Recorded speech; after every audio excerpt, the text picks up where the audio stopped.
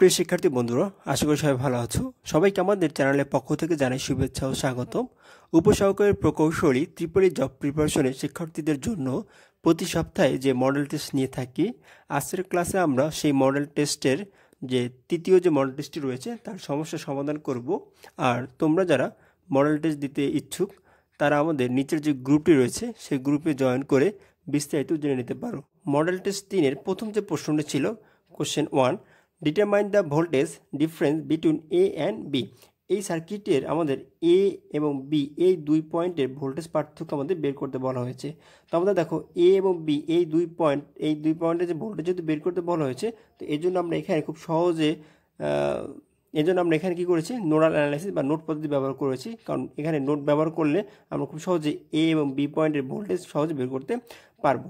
এখন নোড পদ্ধতি কীভাবে ব্যবহার করতে হয় বা নোডাল অ্যানালাইসিস কীভাবে করতে হয় সে সম্পর্কে আমরা জানি, তাও একটু বলে দেই। যেখানে ফার্স্ট কাজ হচ্ছে আমাদের এখানে নোডগুলোকে আইডেন্টিফাই করে দেওয়া বা ডিফাইন করে দেওয়া। তো আমাদের এখানে নোড রয়েছে 3টি, দেখো নোড 1, নোড 2, নোড 3। তো আমাদের এখানেও নোড 1-এর ভোল্টেজ কত, আমাদের এখানে 20 ভোল্ট, এখানে আমাদের কত 40 ভোল্ট। কিন্তু আমাদের এ পয়েন্টের ভোল্টেজ কত এটা আমরা জানি না। তো আমরা এখানে নাম দিলে এটা মনে করি B1, অর্থাৎ B1-এর যে ভোল্টেজ হবে সেই ভোল্টেজটি আমাদের এ এবং বি এই পয়েন্টের ভোল্টেজ। কারণ আমরা এখানে যদি মিটার ধরি, অর্থাৎ গ্রাউন্ডের সাপেক্ষে যদি এ পয়েন্টের মিটার ধরি, তাহলে আমরা যে ভোল্টেজটি পাবো সেটি মূলত কি B1 ভোল্টেজ এবং এ এবং বি এর ডিফারেন্স ভোল্টেজ। এখন দেখো আমরা যেহেতু এই B1-এর ভোল্টেজ কত সেটি আমরা জানি না, এই জন্য এই B1 ভোল্টেজকে আমরা রেফারেন্স ভোল্টেজ হিসেবে ধরবো।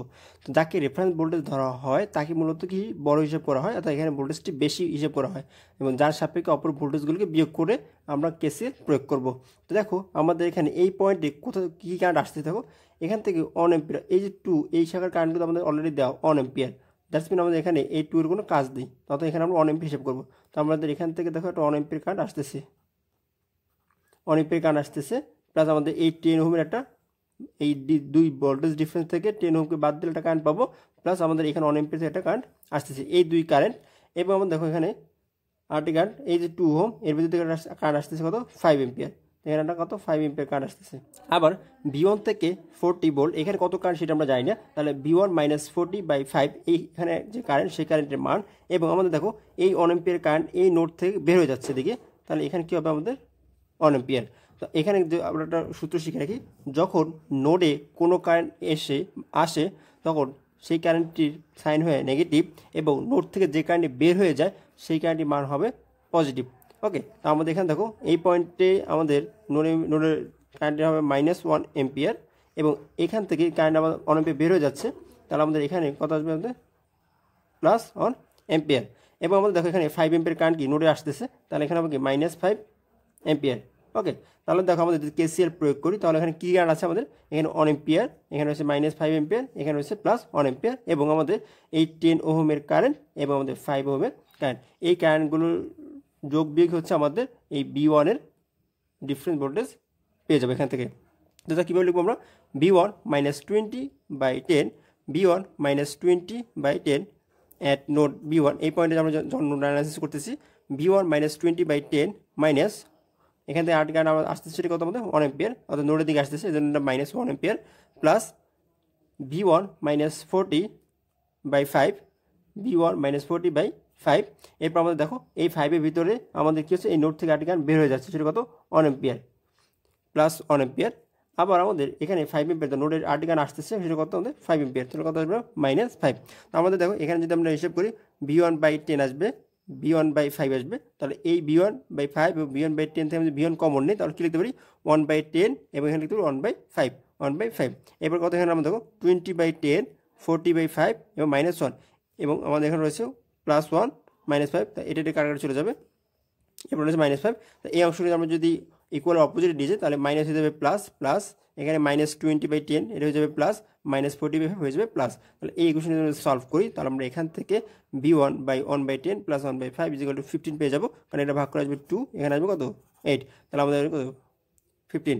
এরপর আমাদের এখান থেকে দেখো আমরা যদি সলভ করি তাহলে আমরা পাবো V1 ভোল্টেজ হলো 50 ভোল্ট। ওকে, তো আমাদের এখানে V1 যেহেতু আমাদের সমান BAB, দ্যাটস মিন 50 ভোল্ট হচ্ছে আমাদের এই BA এবং B এর ভোল্টেজ ডিফারেন্স ভোল্টেজ। দেখো এরপর পরবর্তী প্রশ্ন কোশ্চেন 2-তে বলা হয়েছে find equivalent resistance between A and be in the following circuit. তো এই সার্কিটে আমাদের এ এবং বি এর মধ্যবর্তী রেজিস্ট্যান্সের মানটি বের করতে বলা হয়েছে।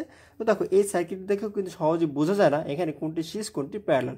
তো এই কাজটি করার জন্য আমরা যদি এখানে পয়েন্ট মেথড ব্যবহার করি তাহলে আমরা কি খুব সহজে করতে পারি।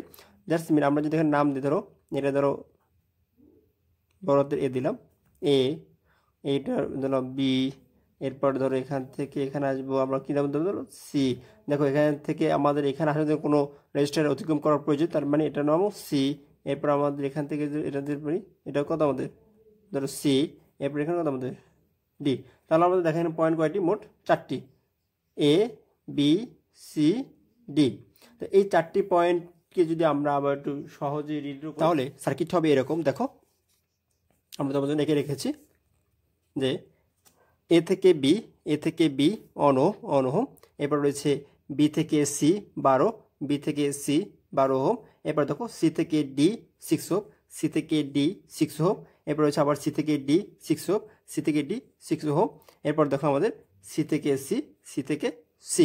তো দেখো সি থেকে বি, এরপর সি থেকে বি, এখানে আমরা সেটা বি এ এ এ এবং বি। তাহলে দেখো এই যে সার্কিট রয়েছে, এখন এই সার্কিটটা থেকে তোমাদের কি খুব সহজে আমরা ইকুইভ্যালেন্ট মান বের করতে পারি কীভাবে, যে আমাদের 1 এবং 5 এটা কিন্তু সিরিজ রয়েছে, তারপরে লিখে দিলাম 1 এবং 5 সিরিজ, অর্থাৎ 6 সাথে কত 12 কত আমাদের প্যারালালে, তারপরে সেটা লিখে দেখো এখানে 1 + 5 সিরিজ, এবার 12 হচ্ছে প্যারালালে, এরপর আবার আমাদের কত 1 হচ্ছে আমাদের কি এই অংশটা আবার কি সিরিজে যাবে, এই 1-এর সাথে সিরিজ, এবার এই সিরিজের সাথে দেখো আমাদের এখানে 6 এবং 6 রয়েছে কত প্যারালালে, এই দুই প্যারালালের সাথে আমাদের 2 হবে কি আমাদের সিরিজে, তার মধ্যে দেখো 6 আর 6 প্যারালাল করে হয়ে যাবে কত 3 এবং 2 কত হবে সিরিজ 2 + 3, তাহলে এখানে সেটাই লিখে দেবো 6 প্যারালাল +2, এরপর আমাদের দেখো 6 প্যারালাল করলে হয়ে যাবে 3 সাথে 2 যোগ, তাহলে আমাদের 5।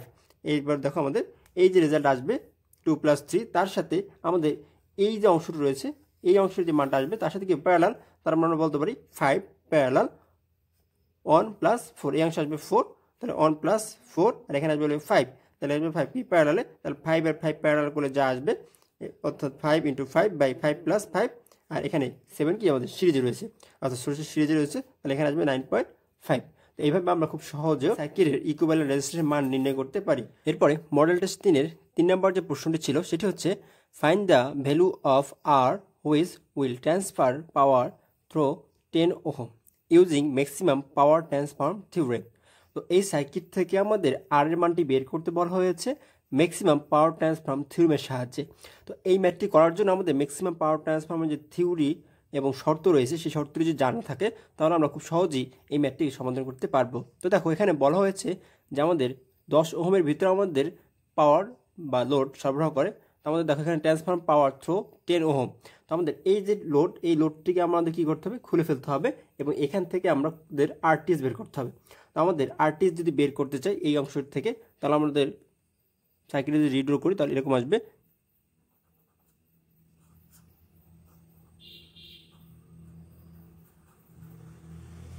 এখানে আমাদের 20, এখানে আমাদের আর, কারণ কি আমরা জানি আমাদের এটাতে আমাদের খুলে ফেলেছি, এই যে লোড বা ট্রান্সফার পাওয়ার থ্রু 10 ওহম এই অংশ আমরা খুলে ফেলবো এবং এখান থেকে আমরা আরটিএস বের করব।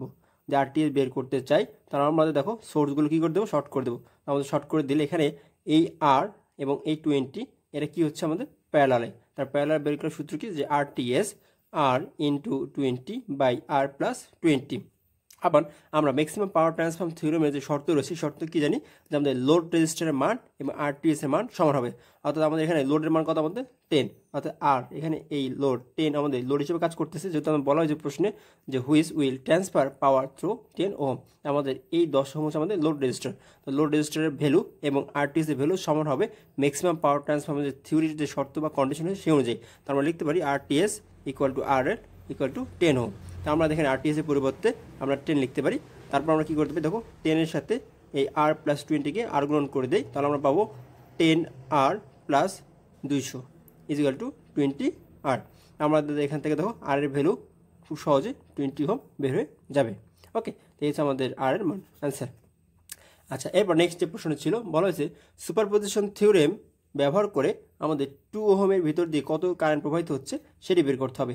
তো সুপারপজিশন থিওরেম ব্যবহার করার শর্ত কী বলেছিলাম, যেখানে কতগুলো সোর্স রয়েছে সেই সোর্সগুলোকে প্রথমে ফাইন্ড আউট করা, এরপরে প্রতিটি সোর্সকে আলাদা আলাদাভাবে অ্যাক্টিভ করা।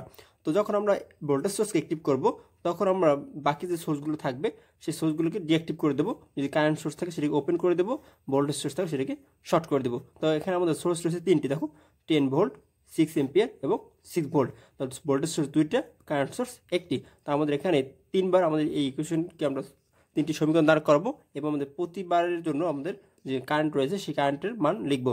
তো দেখো আমাদের যখন 10 ভোল্ট অ্যাক্টিভ ফর 10 ভোল্ট, তো 10 ভোল্ট অ্যাক্টিভের সময় আমাদের এই 6 এম্পিয়ার এটা হবে আমাদের ওপেন। যদি ওপেন থাকে তাহলে এই অংশ টোটালটা কী হয়ে যাবে, এটা সিরিজ সার্কিট। তো সিরিজ সার্কিটের আমাদের 2 এবং 4 এরা হবে কি যোগ 6, 6-এর সাথে আমাদের দেখো এই 10 কী হবে ভাগাকারে, তাহলে আমরা কী পেয়ে যাবো, এখান থেকে কত কারেন্ট যাচ্ছে সেই মান। তো আমাদের সেটি দেখো I2 এর ভিতরে কত কারেন্ট যাচ্ছে, I2 = 10 ভোল্ট ভাগ এখানে টোটাল রেজিস্ট্যান্সের মান আমাদের 5/3 এম্পিয়ার, এবং এই কারেন্টে কি যাচ্ছে এরকম। এই জন্য আমরা উপর দিকে দেখাচ্ছি এখানে যে কারেন্টের ডিরেকশন উপর দিকে রয়েছে।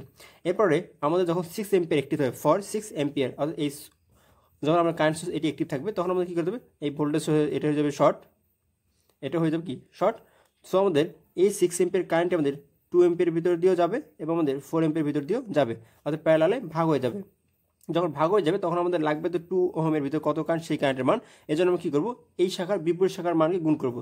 তো 6 × 4 ভাগ হচ্ছে আমাদের টোটাল ব্রাঞ্চের রেজিস্ট্যান্স মান, তো 4 এবং 2। আমরা দেখো 6 × 4 / 2 + 4 এম্পিয়ার, এবং এই কারেন্টের মানটি ভিতরে প্রবেশ করতেছে, নিচে নামতেছে এখান থেকে। এই জন্য আমরা কী করছি, এই কারেন্টের মানটাকে নিচে দেখিয়েছি এভাবে। ওকে, আচ্ছা লাস্ট হচ্ছে আমাদের যখন আবার 6 ভোল্ট অ্যাক্টিভ হবে তখন আমাদের আবার এই যে কারেন্ট সোর্স রয়েছে এটি হয়ে যাবে ওপেন, এবং আমাদের এই যে ভোল্টেজ সোর্সটা এটি হয়ে যাবে কি শর্ট। দ্যাটস মিন এখন এই 6 ভোল্টের সাপেক্ষে এইটি হয়ে গেছে আমাদের সিরিজ সার্কিট। তো সিরিজ সার্কিট হয়ে গেলে পুনরায় আবার সেই 4 এবং 2 যোগ হবে এবং 6 দিয়ে ভাগ হবে, তাহলে আমরা কি এই শাখার কারেন্ট আমরা পেয়ে যাবো, অর্থাৎ এই লুপের ভিতরে কত কারেন্ট রয়েছে সেটি পেয়ে যাবো। তাহলে আমরা কি লিখতে পারি, I2 3' = 6/2 + 4 = 1 এম্পিয়ার, এবং এই 1 এম্পিয়ার কারেন্টটি দেখো আমাদের নিচে নামতে হবে, এখান থেকে প্রবেশ করতেছে। এই জন্য আমরা এখানে কী করছি, ডিরেকশনটা নিচে দেখিয়েছি।